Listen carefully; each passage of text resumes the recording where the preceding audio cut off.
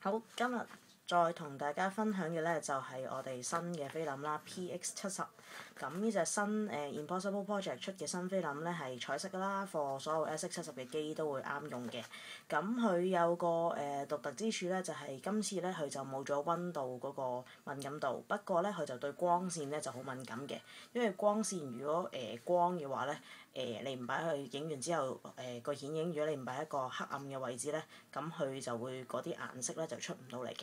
咁所以咧官網都有喺條 link 度咧就教大家咧做一個好似一個 paper clip 一個好似文件夾咁啦，咁可以將張相咧夾住咗佢，咁等待佢顯影嘅時間。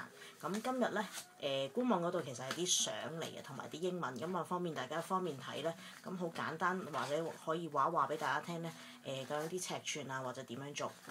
好啦，咁大家需要嘅物件或者工具咧，其實就好少嘅啫。咁係要一啲普通喺文具鋪都可以買到嘅硬卡紙啦。咁呢啲硬卡紙咧個厚度咧又有翻咁上下至得嘅，因為如果唔係例如好容易就會一兩次就玩完噶嘛，嘥咗大家嘅心機。好，咁另外除此以外咧，咁需要一把戒刀啦、間尺啦，咁同埋咧。就係一啲類似呢啲咁嘅膠紙。咁點解會揀呢啲膠紙咧？咁第一咧襯翻色黑色比較靚啦。咁第二咧就係呢隻膠紙咧搣完出嚟之後咧你再搣落下一部機啦，或者你拆咗佢嘅時候咧，佢唔會可以再用翻，亦都唔會咁容易爛。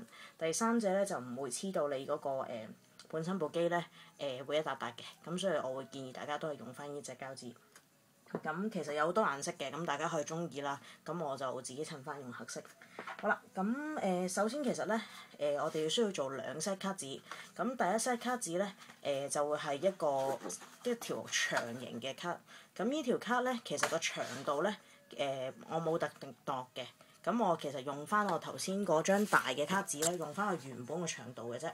咁點解咧？因為其實佢原本嘅長度咧係一張A3嘅卡紙嚟嘅，咁佢已經足夠其實咧做呢個三個唔同嘅 session， 即係兩個摺咧已經足夠咧可以咧做到我哋嗰個相夾嗰個效果㗎啦。咁另外我哋咧就需要一張另外細嘅卡紙，咁但係呢張卡紙同頭先嗰張卡紙有咩唔同咧？佢係要闊啲嘅，因為呢張咧其實係一個兜嚟嘅，咁需要幫助我哋咧就將嗰個卡咧就會攝落去。咁會點做咧？咁呢個咧可以講個尺寸俾大家聽。咁呢一張細張嘅卡紙咧，我個尺寸咧我就用咗12cm。咁12cm咧個原因點解咧？因為其實我哋部 SX70咧，大家會知道咧，其實個長度如果你度一度咧，其實係10cm嘅。咁預咗嗰2cm咧就啱啱好咧，就愛嚟做一個連嘅位，一個兜位。咁我哋咧就會咁樣連咗喺度呢兩邊。咁你會見到呢一隻紙咧貼紙好好嘅，咁可以再黏完咧搣咧都好方便嘅，係啦。咁黏嘅時候咧我建議大家咧就會黏得唔好咁緊，因為咧如果你緊呢一陣咧褪嗰張相咧影完出嚟褪嗰個夾夾嘅時候咧就會好緊好難褪嘅，咁可以鬆啲都得嘅，係啦。咁你見到會比較鬆口位嘅。咁呢一個咧，其實個長度咧，亦都係冇限制嘅。咁我呢度其實最緊要就係黏嘅時候就唔好長過個下巴啦。咁呢個其實最基本嘅啦。好啦，咁跟住咧長嗰個卡紙，咁我哋點量度咧？咁其實你會見到咧，呢一張咧到時就會係有一個位置咁樣攝咗入去。咁另外呢一個長度咧，對接嘅幅度咧，就會係足夠擺一張咧 SX70。或者 PX70啦，我哋所講嘅相咧嘅長度嚟嘅，你會見到。咁跟住咧就可以做到一陣咧，佢當大家都知道啦，會將相套出嚟嘅時候咧，佢就會落咗呢張卡紙入邊。咁大家咧一掹呢個卡紙嘅時候咧，咁順褪咧就可以將相咧包住咗佢。咁佢就等待顯影，咁就佢係一個最好譬如你擲住或者撳住佢啦，咁可以咧就確保咧嗰個冇光咧流咗入去，咁就唔會影響佢顯影啦。OK，咁呢一個咧就係我哋頭先所講。咁你會見到，咦？點解我張嘢會有啲一笪笪嘅白色咧？其實就係個顯影劑咧，其實之前都同大家講過咧。PX70咧佢有時冇爆漿嘅情況，不過咧佢有時會喺呢啲角位度咧飛咗啲紫色嘅藥水出嚟嘅。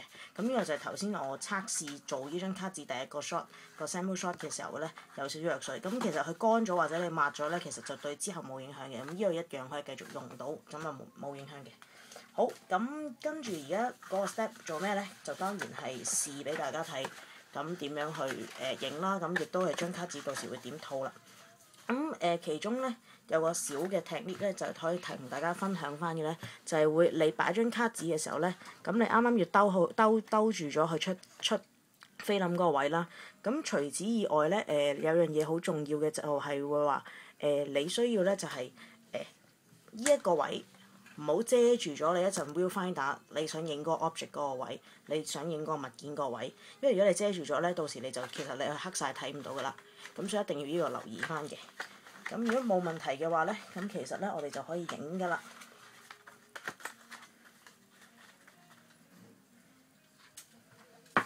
咁我哋揾是但一啲小 object 啦，咁我哋影張相啦。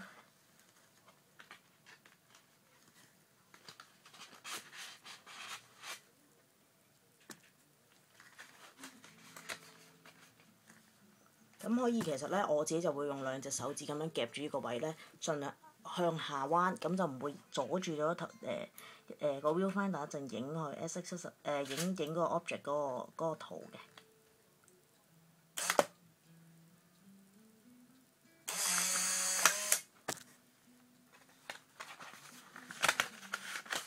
好啦，咁你會見到其實咧頭先咧影完之後咧，我已經擺咗落去㗎啦。咁呢度入邊咧就已經有一張 PX70啦。咁大家咧最好咧就揾啲嘢紮一紮住佢。咁當然會有藥水逼出嚟嘅，但係唔緊要。咁個原因就係咁，你唔會兩邊都有啲光走入去。咁大家都知道啦。PX70另一個好重要嘅嘢咧就係個顯影嘅時間。咁你可以用普通嘅自己計時啦。